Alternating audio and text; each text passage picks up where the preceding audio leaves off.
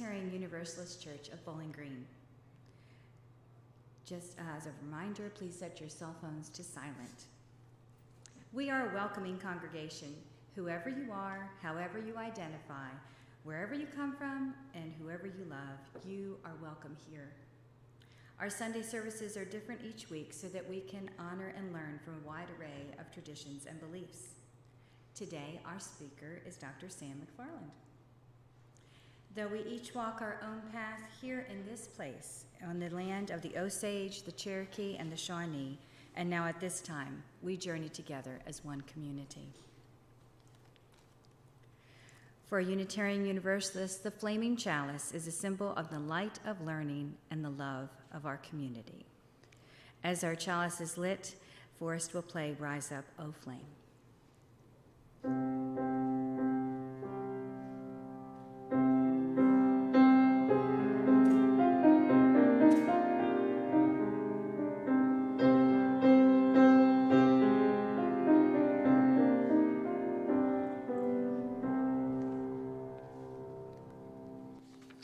Frank Snyder will read our opening words.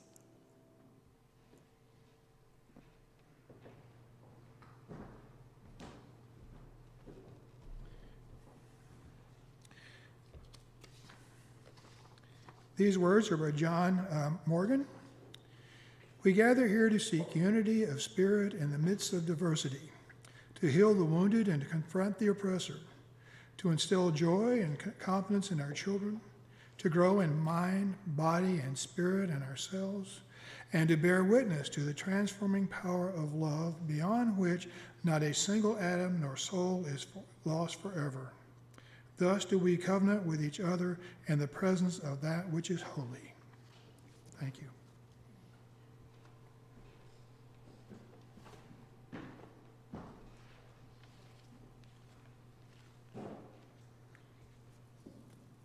Forrest will play hymn number 354, We Laugh, We Cry. Please sing the words in your head rather than aloud to keep each other as safe as possible.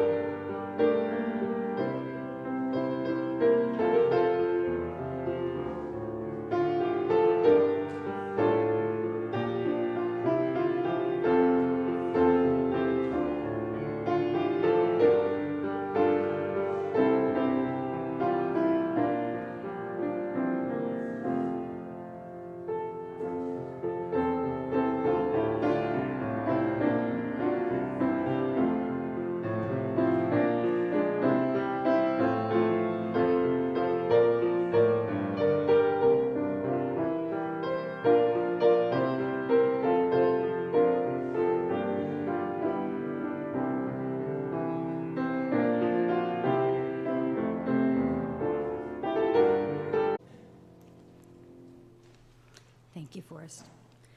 We will now have a few moments for meditation, reflection, and prayer. The singing bowl will lead us into silence. After the silence, we will remain seated as we listen to Forrest play by himself, hymn 123, Spirit of Life.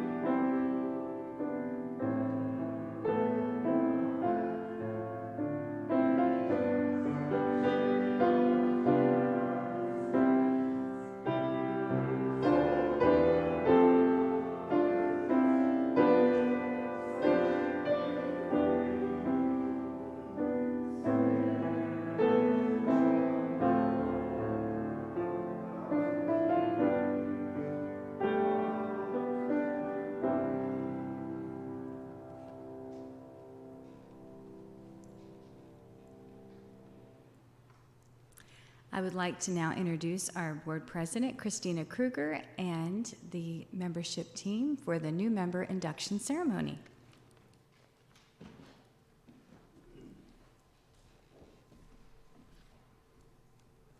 Good morning.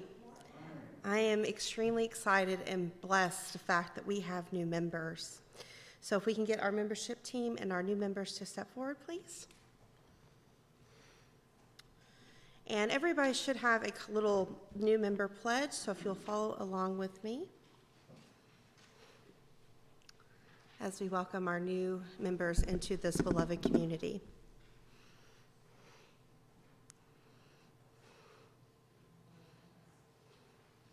You're fine.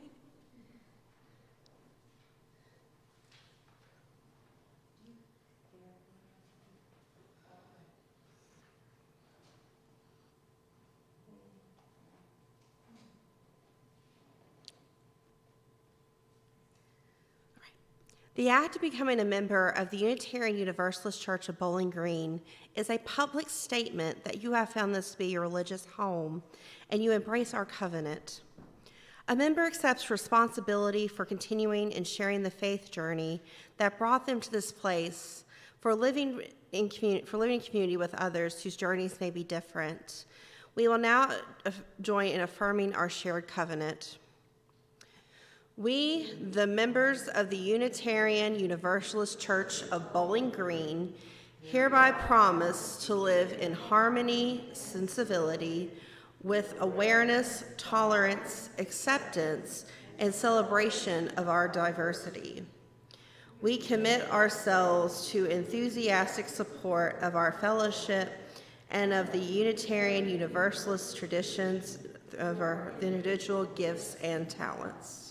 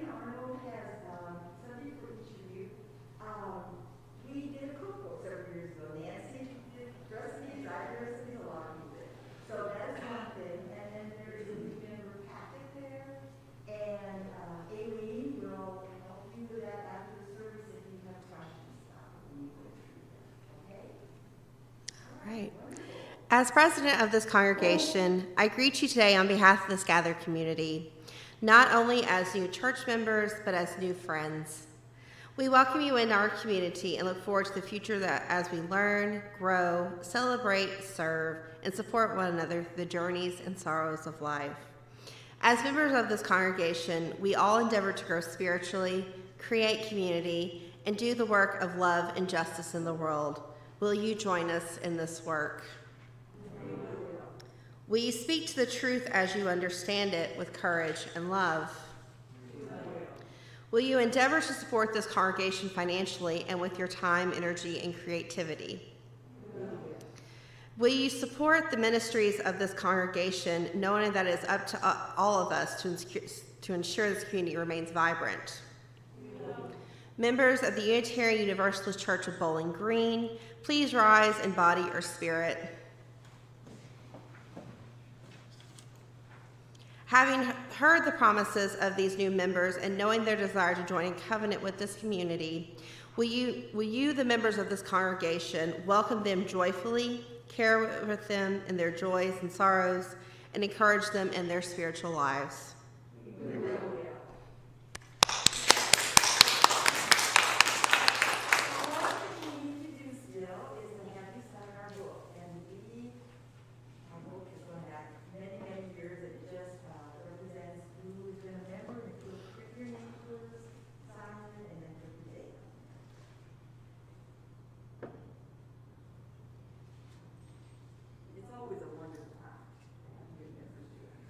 Definitely.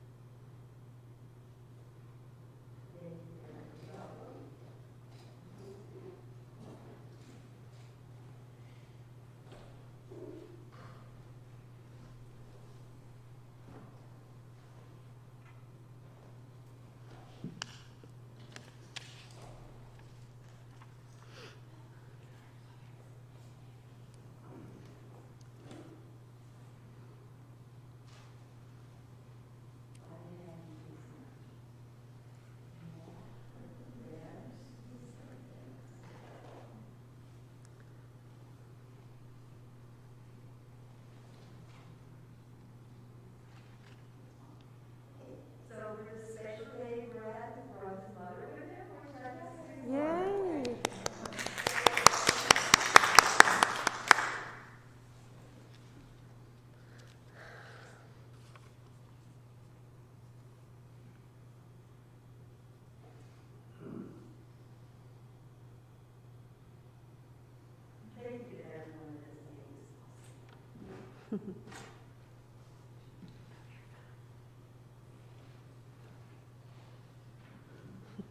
Thank you to the membership committee and welcome to our new members. We are glad that you're proud to be a part of this community.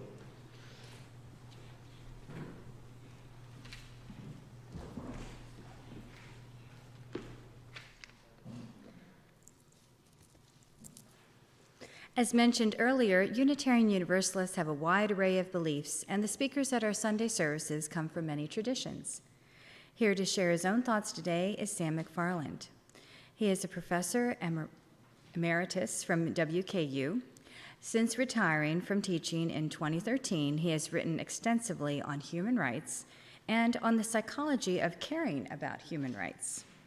His presentation today on Eglantyne, Jebb, is taken from a chapter in his new book, Heroes of Human Rights, Stories of Women and Men Who Created Human Rights. I bring to you Mr. McFarland.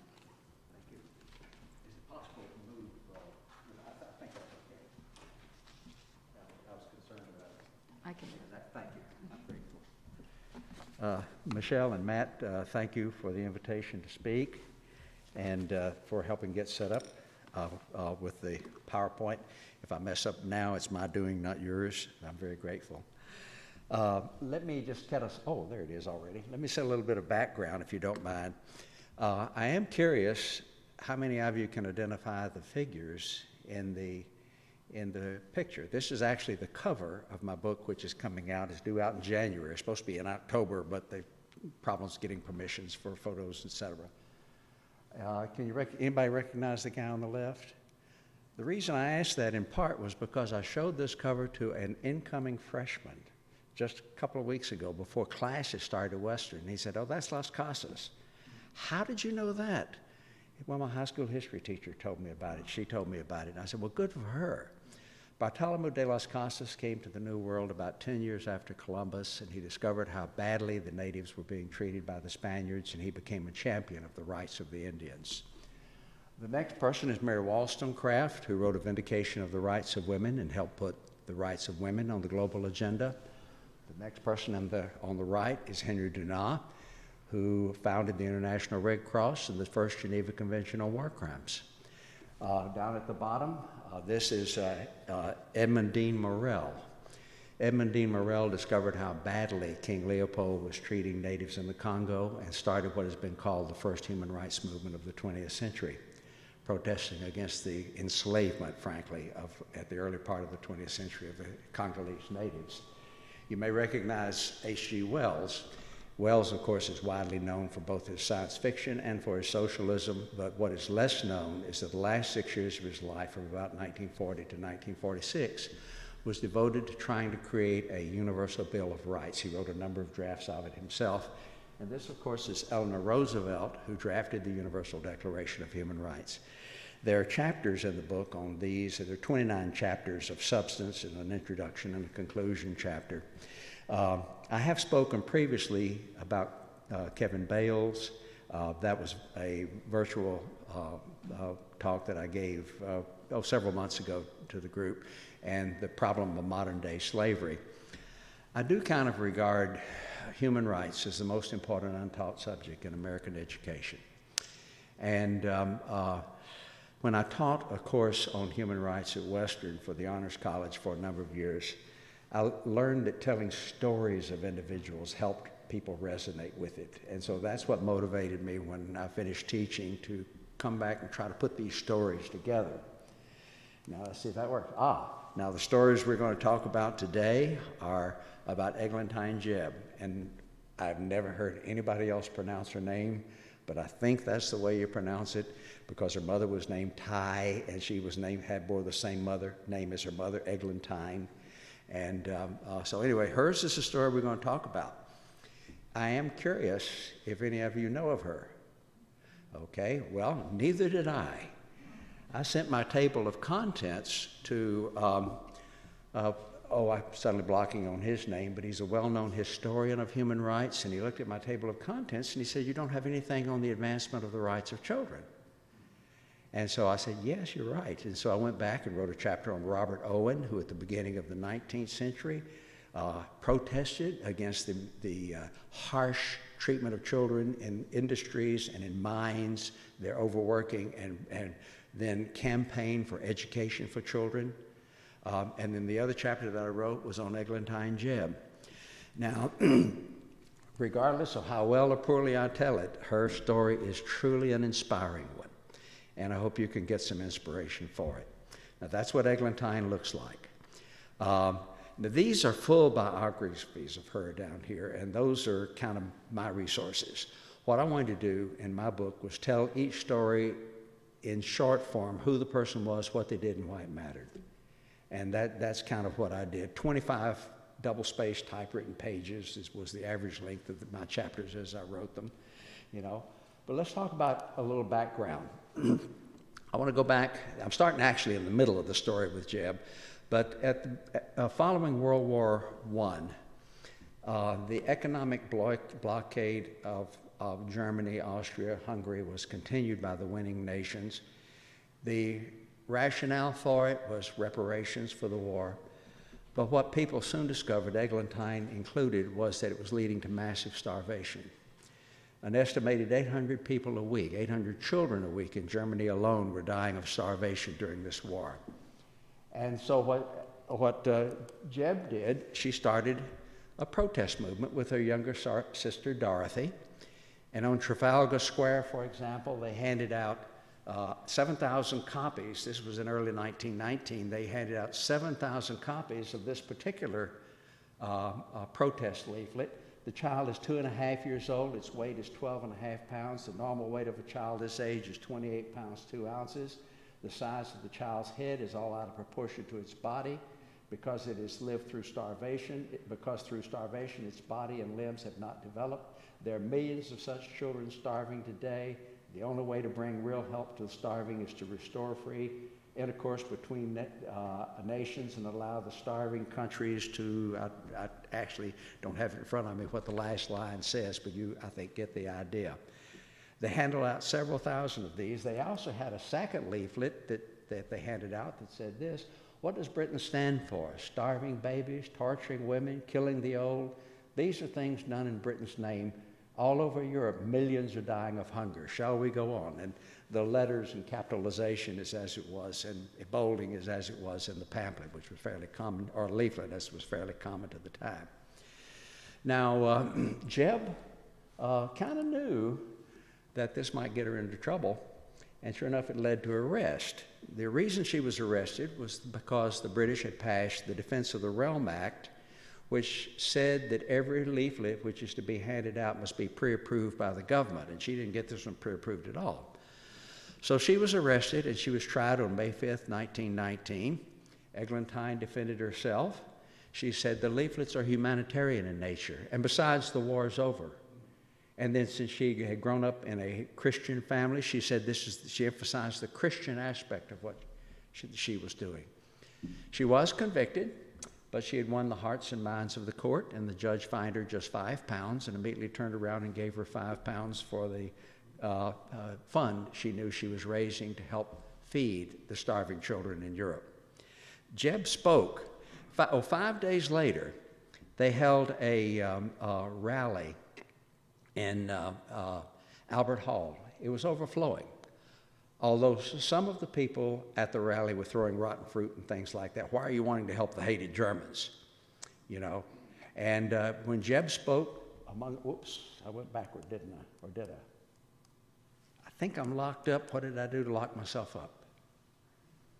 Matt, are you here? What? My pointer is locked up. It's not going forward. Oh, there it is. Okay, there we go. Maybe I'm not sure exactly what happened there. But anyway, when Jebb spoke at this rally, she said, it is impossible for us as normal human beings to watch children starve to death without making an effort to save them. We have only one object, to save as many as possible. We have only one rule, which will be to help whatever their country, whatever their religion. Now, that's in the middle of the story. Jebb was in her 40s when this happened. I do want to back up and say just a little bit about her early life. She was born in 1876. She was born to a wealthy father and mother who had inherited a large estate, which was near the border of Wales. She was educated at home by her Aunt Bunn, who was her father's sister. She had 3 older siblings. She had 2 younger siblings. Her parents did try to teach her a sense of social responsibility. God has given to us, we should give to others. So a mother, for example, ran a Home Arts and Industries Association in which she taught to all who wanted to come, mostly poor people, caning of chairs and other homemaking skills, other useful skills of that nature. And Eglantyne learned a sense of what you might say Christian social responsibility from that.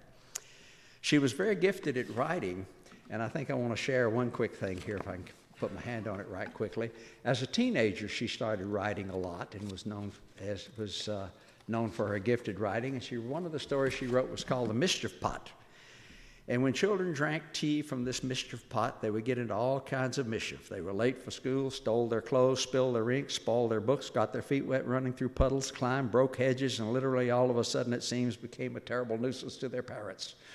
That was one of the stories that she wrote and told to her siblings when she was a child. As she grew up, in 1895, for 3 years, she attended Lady Margaret Hall College, which was associated with Oxford.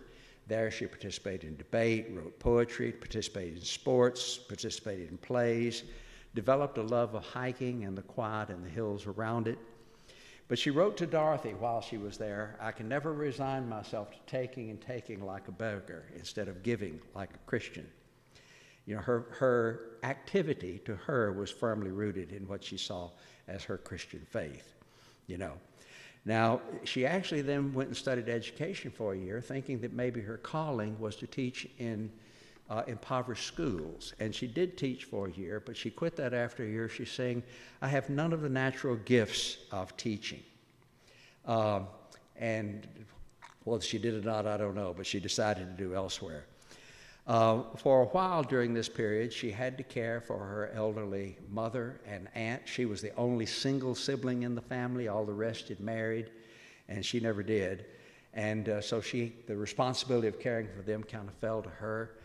Now, after they passed away, or in 1902, she joined began really heavily involved in charitable activities, the Charity Organization of Cambridge. And here she investigated firsthand, she was commissioned by the organization to do it firsthand, the conditions in the slums of Cambridge, which had rapidly grown.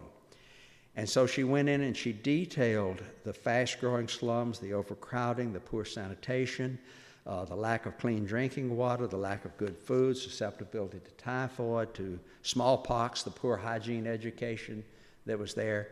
And she wrote a 270-page report, Cambridge, A Brief Study of Social Questions. This was in 1906. She participated a bit in women's suffrage activities, although poverty, rather than women's suffrage, remained her key cause throughout her life. Let's see here. Oh, okay. I kind of think I must have gone far. What happened there? This is not displaying kind of as I thought it would, but it's okay. The Balkan War of 2012-13 was a kind of life-enlarging situation for Eglantyne. There was the Macedonian Relief Fund that Eglantyne participated in, raising money for relief in the Macedonian area and the Balkan region of the country. She traveled to Macedonia to administer the funds, and she learned two lessons, she said, from that. Blind patriotism, the horrors of blind patriotism. A British doctor said to her as she was departing, "Britain is the greatest country in the world." And then when she got to Serbia, a Serbian doctor said essentially the same thing. The Serbs are the greatest people in the world. And that lesson stuck with her. Lack of a sense of common humanity, which was overridden by frankly, a nationalism and a prejudice. She also discovered in that that civilians and civilian children so often bear the brunt of suffering in a war.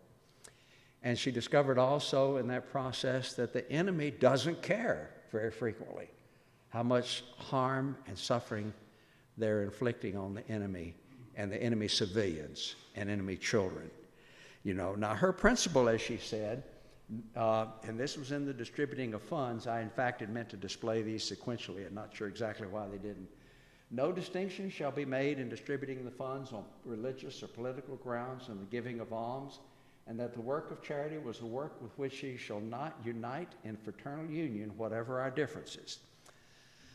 On her way back to England, she developed the flu and was hospitalized in Vienna for a while. And that last statement comes from that.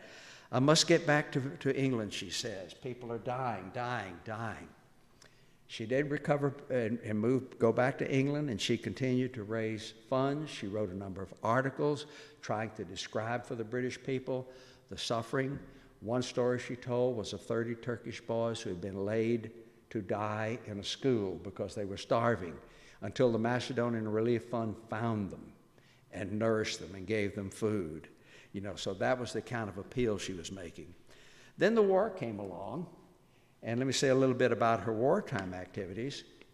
She and her younger sister, Dorothy, began translating articles from the foreign press. They could translate the French and the German themselves, and they got other people to translate Italian and other European languages. Their idea was to let people know, let Britons know, how the war appeared to those in other countries. The greatest service she could render to make known to the British people the terrible things that were taking place in the war-stricken lands. So that was a principal wartime activity she engaged in. During this time, she developed a serious thyroid illness, which haunted her the rest of her life. And now the war has ended, and we're back to where we began a minute ago. Whoops, I didn't know, somehow this is not entering as I had entered it, but that's okay. This is a poem she wrote. Now, over afternoon tea, dear friend, let us consult why we're starving 60 million people between us, you and I. Is it to make them accept the terms of peace they otherwise wouldn't?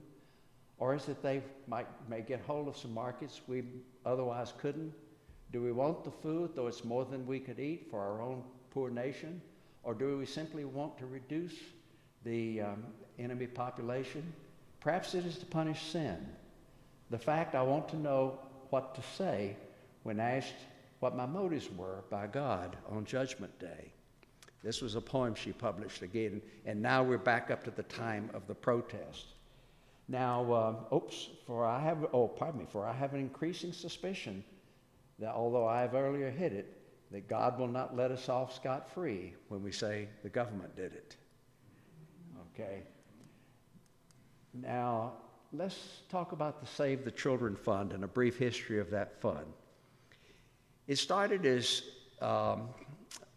Fight the Famine Council. It was blessed by a number of world leaders, including Pope Benedict XV, H.G. Wells, and eventually by Churchill, who said the blockade is repugnant to the British nation. The group sent Dr. Monroe to Austria to discover the plight of children there, and he discovered that some mothers were actually killing their infants to prevent them from starving to death. They wanted to focus specifically on children. I'm not sure why those are entering one line at a time, but it's okay. And so they started what was called Save the Children Fund, with Jebb as the leader. Jebb, it turned out, was both visionary and practical. She got both liberal and conservative people in England to support it. If we want to make the world a better place, obviously it's necessary that children should have what they need for their physical, mental, and well-being. One of the reasons she focused on children, if an adult goes through hunger, but they're already physically fully developed, they might recover once the famine is over. But a child is forever harmed. He can't develop physically, can't develop mentally if he's starved. So that's why they focus specifically on children. They had a number of practical programs. Cows for Vienna, for example, raised funds to buy 1,000 cows in Switzerland, ship them to Vienna where there was no milk for children. They were able to raise that funds in 10 days. She had a number of appeals in which, for example, one could feed and clothe one starving child for 100 pounds, could feed 1,000 for a week. That was one kind of appeal that they used. She appealed to the Archbishop of Canterbury. She said, well, if I get the church behind us, the Church of England behind us, Archbishop of Canterbury flatly turned her down. So she arranged an audience with Pope Benedict XV in Rome, and Pope Benedict XV said, Holy Innocents' Day, which was December the 28th, 1919, will be a day in which we urge all the churches in England to give money to support the relief funds of Save the Children. Well, this embarrassed the Archbishop of Canterbury, and so he got on board, and so did the Church of Scotland, so did the leading rabbi of Great Britain, or Britain. And so Holy Innocents' Day of that year proved to be a major fundraising event, and as Jebb wrote about it, in trying to up its appeal, she wrote this letter to the Times in London. Can humane men and women celebrate the birth of Christ any better way than by renouncing self-indulgence and extravagance in order to have something to spend on saving the lives and health of suffering little ones? And so it worked. Now, one controversial thing that happened, there we go, I think we're there, is Jebb now wants to purchase a full-page ad in the Times. And a lot of her fellow members of Save the Children, that's too commercial. That's something that only commercial enterprises do. We don't want to come across that way. But she won the day, and they did, in fact, publish, no, it doesn't show. I'm sorry, folks, but there's certain things that just aren't coming across there. But that is the full-page ad that they published. I tried to display it here. The ad had an appeal at the top and a mother with a suffering child at the bottom. And again, I don't know why it's not displaying, but it's not. Okay. Now the full-page ad, though, worked. It brought in 10 times the number of donations that it cost to publish it. It won the endorsements of such famous figures as Albert Einstein, Sigmund Freud, A.A. Milne, Thomas Hardy, George Bernard Shaw. George Bernard Shaw wrote at the time, "I have no enemies under the age of 7," you know. And so requests for aid also multiplied. So Save the Children is growing, and now let's talk a little bit about Save the Children in future years. Some of you may know of the organization. I knew of the organization. My wife and I have been giving to it for years, and I didn't know anything about Eglantyne Jebb, who got it started. But they started a monthly magazine in 1920 to address what they call compassion fatigue. You know, people give once and they don't give. They kind of matched up donors in one country with a particular child in other countries, you know, and that way you know you're supporting this particular child, you're helping this particular child. Now, typically the funds today, I don't know about it at the time, but typically the funds today don't go directly to a particular child. They go to the group of children, to the school, or to where that child is to help not only that child, but other children in the area. Now, branches started pretty quickly. A branch of Save the Children started in Scotland and in Sweden in 1919, in Australia, New Zealand, and Canada in 1920. There were 12 branches by 1921. A U.S. branch was started in 1932.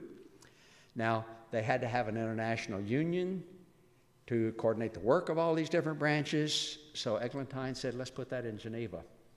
Why Geneva? It was to her the place that most represented the oneness of humanity. The Red Cross was there. The League of Nations was headquartered there. And so it was headquartered in Geneva, where it is still headquartered, coordinating the work of branches. They held a first international conference in 1920, but because of Jebb's thyroid condition, which I think I mentioned earlier, she was unable to participate. Now, most of the funds they had raised had been funneled through other organizations, but in 1921, there had been a devastating famine in Russia, and Eglantyne and the International Save the Children set up its own soup kitchens in Russia. By late 1922, they had 1,450 soup kitchens, and they were feeding approximately 300,000 children. Now this is the first direct aid. There were a lot of protests against that, by the way, but it seemed to work. Here's what Jebb wrote, and I didn't put this in my presentation quotes. It seemed important for me to go on for the sake of the fund. In a few years, the time of the famine might have righted itself, and then I shall have time to be ill. My life can't be weighed against those of the children, and if I shall help save a few at the cost of shattering my own health, it is cheap at the price. Now, Save the Children has continued to grow and to function across the last century. In its 2020 annual report, and all of this is available online at that particular site, it raised $1.1 million in the previous year. It helped 45 million children in 117 different countries.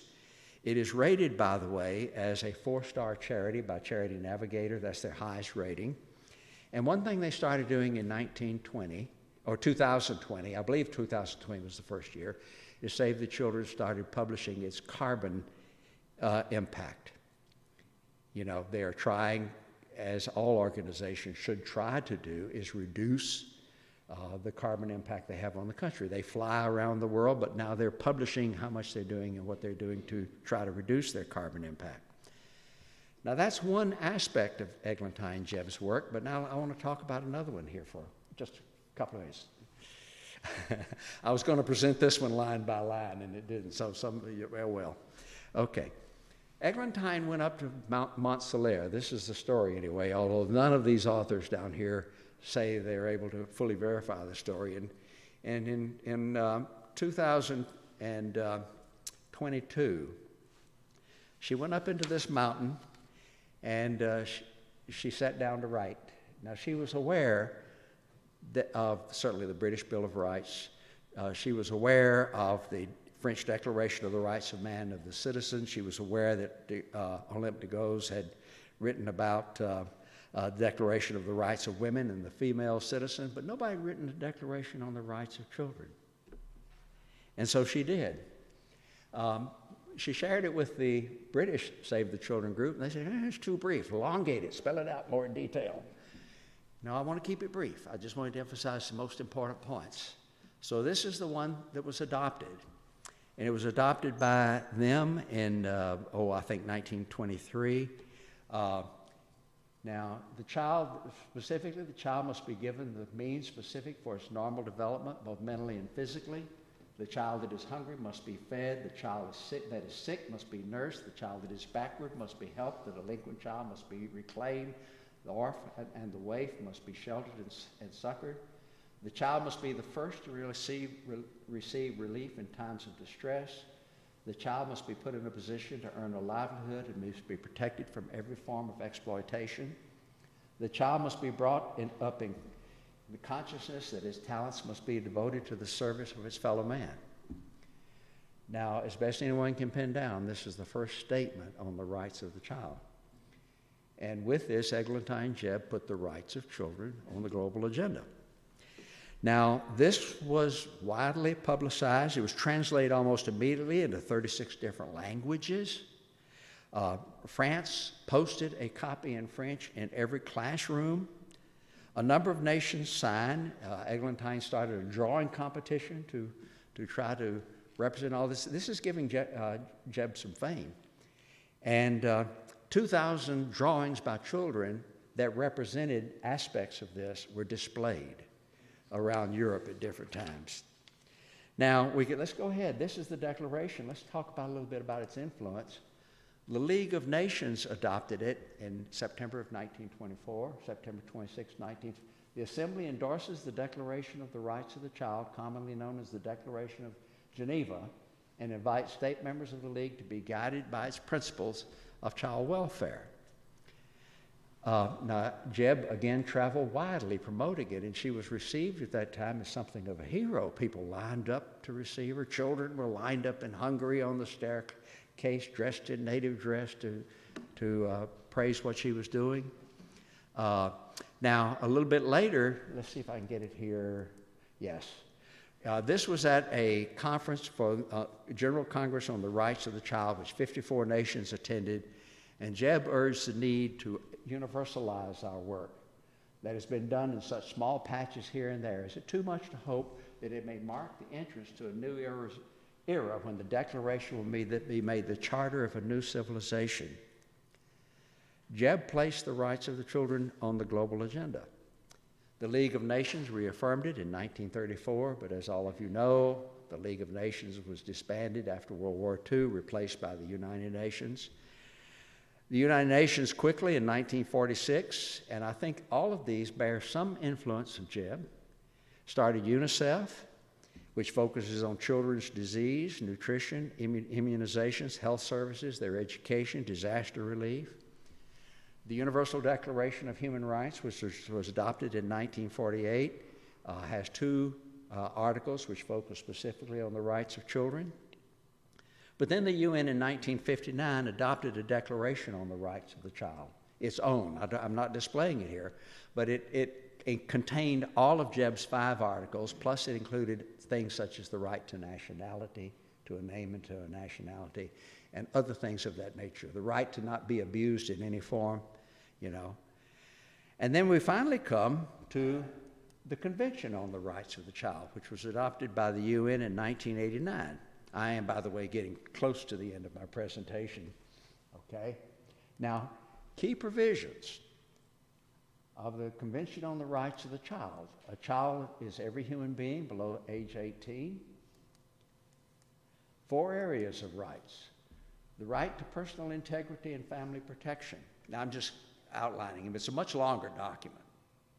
You know, it spells out things in far greater detail. Autonomous participation. The right to seek, receive information, freedom of thought, conscience and religion, right to privacy. Protection of the child from physical and mental violence in adoption as a refugee and from exploitation. That the child's needs are to be first. The child is to be protected. Economic rights. The child is to have access to necessary health care, to Social Security, to an adequate standard of living, to education, and to rest and leisure. These are all provisions in the Convention on the Rights of the Child, adopted by the UN in 1989. It has some optional protocols added later to protect children against sale, child prostitution, child pornography, and against being used in military service. Now, in the way UN does things, they adopt the basic thing, and then if you want to add things, they adopt optional protocols, which are ratified by nations individually. Now, let me mention right quickly that every nation on the planet except one has ratified the Convention on the Rights of the Child. Do you want to guess who that one nation is? that one nation is, in fact, the United States that has not ratified it. Well, why hasn't the United States ratified it? I'm going to attribute it to three things, and I think this is accurate. First of all, going all the way back to Washington, warned us against foreign entanglements. There's this isolationism, which does, in fact, don't get too entangled in foreign treaties and things like that, that has guided our country. We're separated by the world from two wide oceans, and somehow that has affected our psychology. We're not bordered all around by a whole bunch of other nations of our same size, or that we might, you understand that. It is also the case that in the United States, the threshold of adopting an international convention is higher than it is in most countries. It takes 2/3 of the Senate. In many countries across Europe, there's a 50% threshold. Now, there have been, in fact, a number of conventions, human rights conventions, that have been placed before the U.S. Senate that the U.S. Senate has failed to adopt. Recently, as 2012, the Convention on the Rights of Persons with Disability. It got 62 votes. It didn't get the vote of either Kentucky senator, I will mention, but 62 votes was short of the 67 that it needed to pass. So, but there's a third thing that entered in particular here.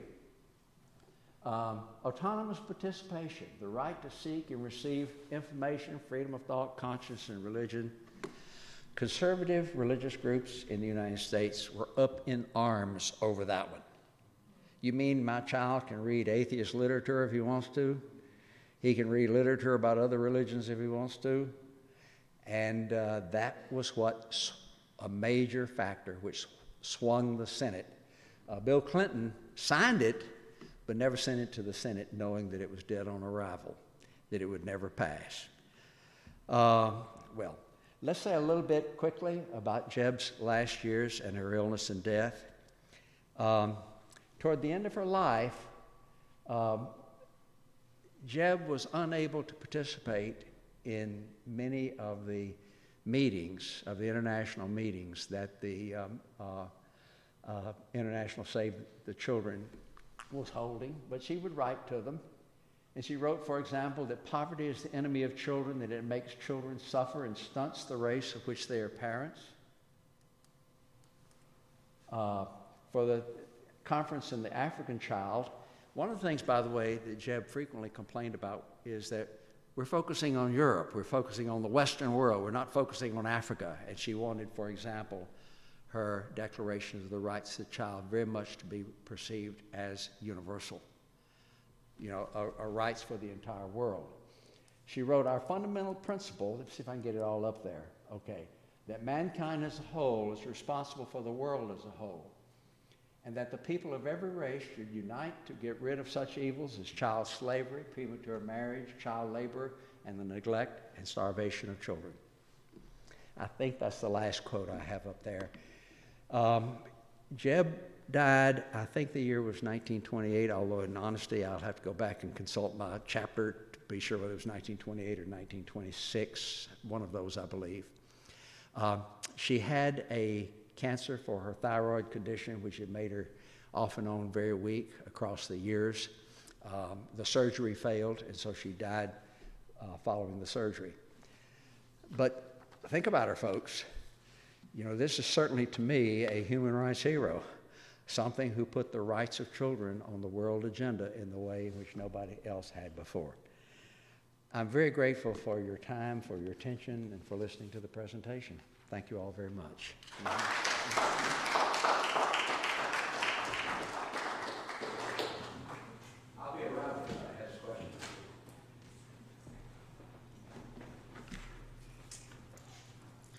Thank you for that very inspiring talk, Sam. That was just wonderful. Next, we will have some more music. Forrest is going to come up and sing and play guitar for us.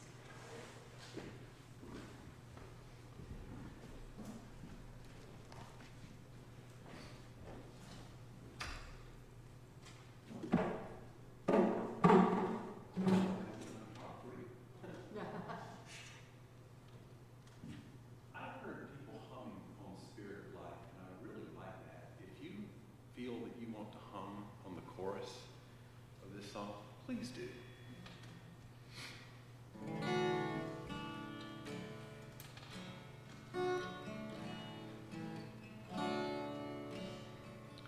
There comes a time when we heed a certain call, when the world must come together as one.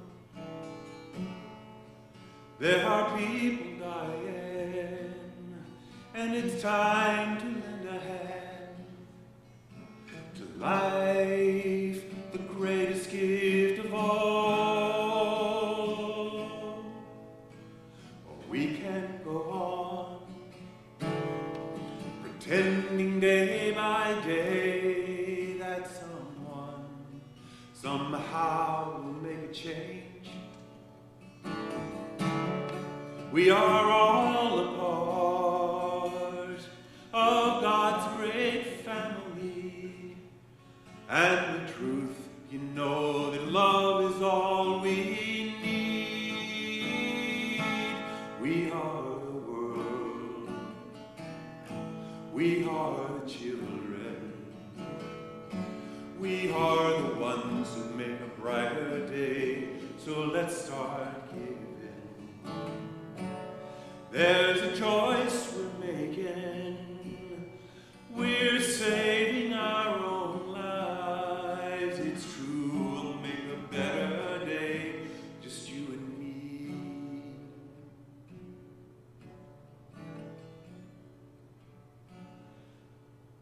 Well, send them your heart, so they'll know somebody cares, so their lives will be stronger and free. We can't let them suffer, no, we cannot turn away, and so we must, all must lend a helping hand. We are the world, we are the children, we are the ones who make a better day, so let's start giving. There's a choice we're making. We're saving our own lives. It's true, we'll make a better day, just you and me. When you're down and out and there seems no hope at all, but if you just believe there's no way we can fall,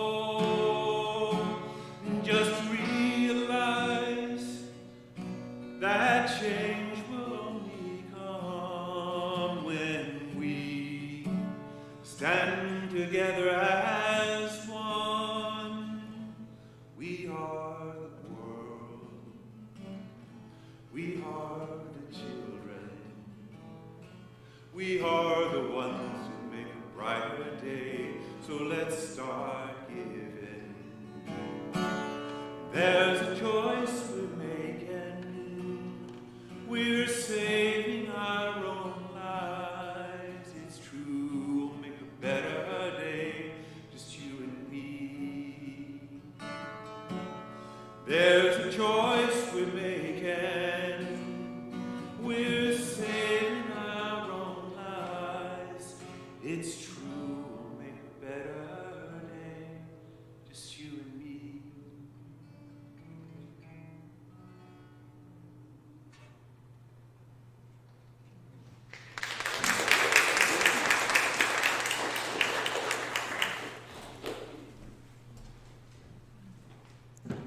Thank you so much, Forrest. In the interest of time, I believe we will need to skip joys and concerns. If you have anything that you need for us to know, please email the office, and we will put that in the update.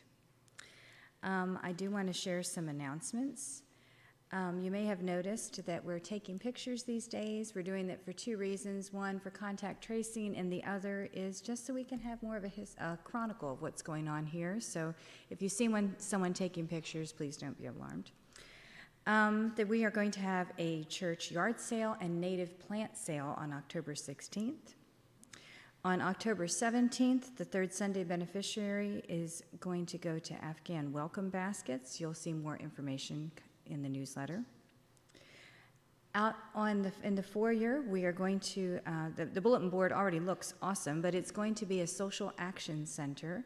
Diane, would you want to come up and say more about that briefly? I can speak. Okay. Several of us in this congregation are in the Kentucky Unitarian Universalist Justice Action Network, and we are allied with several organizations. Right now, one that we are allied with is League of Women Voters, nonpartisan organization. They are involved in Power Fair Maps, and to that end, I have a petition that is out for using an open and transparent process, providing Kentucky voters with ample opportunities for substantial input into that process, represent the citizens of Kentucky fairly and equitably across all legislative districts, listen to all communities of interest, and avoid partisan favor and stop gerrymandering. So there's a petition here. If you'd like to sign your own, you may go to the League of Women Voters of Kentucky. That petition is also online, and you may find out more about it. But I have it out here, and we will have it here for several weeks. Thank you. I desperately need ideas for the Scarecrow Walk at Lost River Cave. It's a way to promote our church and have a little fun. So if you're interested in that, please see me. And next week, there'll be a short meeting after service to discuss some changes we're looking at for the sanctuary. And if you would like to hear about that ahead of time and voice any opinions, please plan to stay a couple minutes after the service. You might also notice that the dream catcher is on the wall out in the hallway. We put that together, or kind of put it together, at the tent revival service we had a few weeks ago. Each ribbon represents a certain committee. I'll have more information posted next to it and in the newsletter, but you might want to take a look at what we created together. If you have questions about membership, please see Christina Kruger. We will now have an offering to be given and received in grateful appreciation of our shared hopes and values. You may use the QR code or send it in as you wish.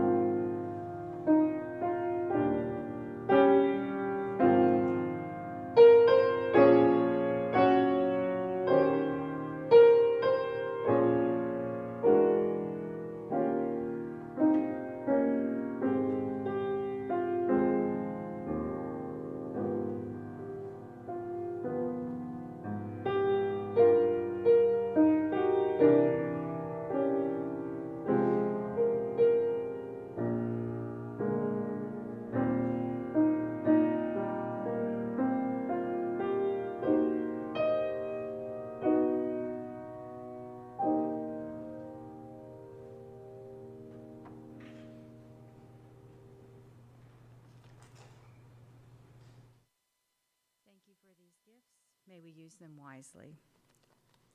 Our final reading will be read by Nancy Garrett.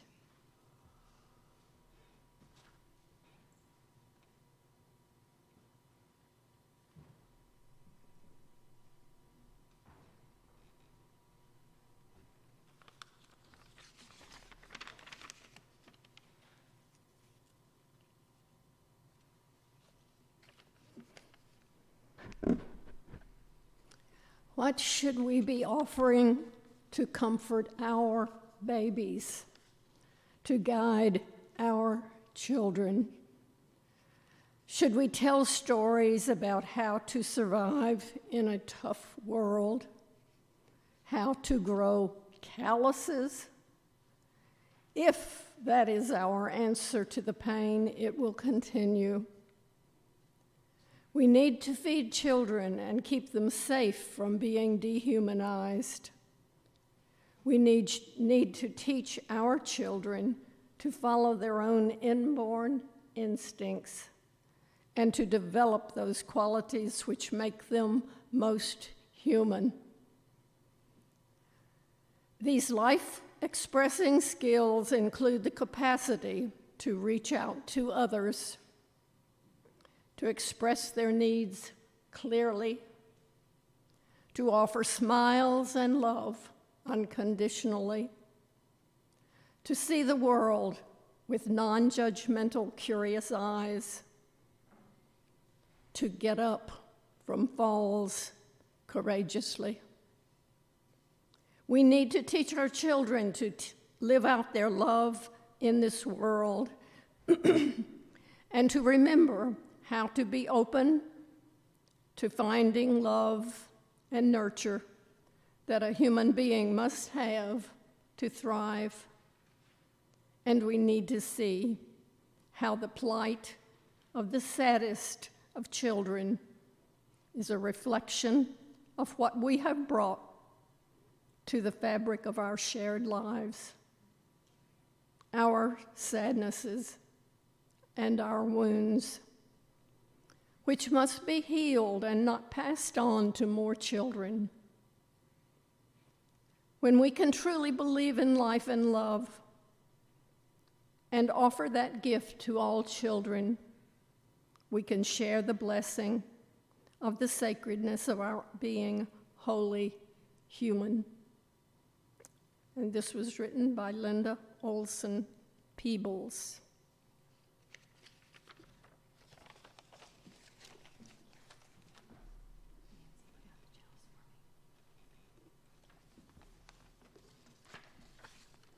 Thank you, Nancy. As our gathering ends, we will extinguish the flame in our chalice, but not the light of truth, the warmth of community, or the fire of commitment. These we carry in our hearts wherever we go. You are welcome to stay as long as you like and enjoy the postlude music. To respect the music and the musicians, we ask that conversations be held in the lobby or outside. Thank you so much for coming today. Go in peace. Go in service to others. Go in love.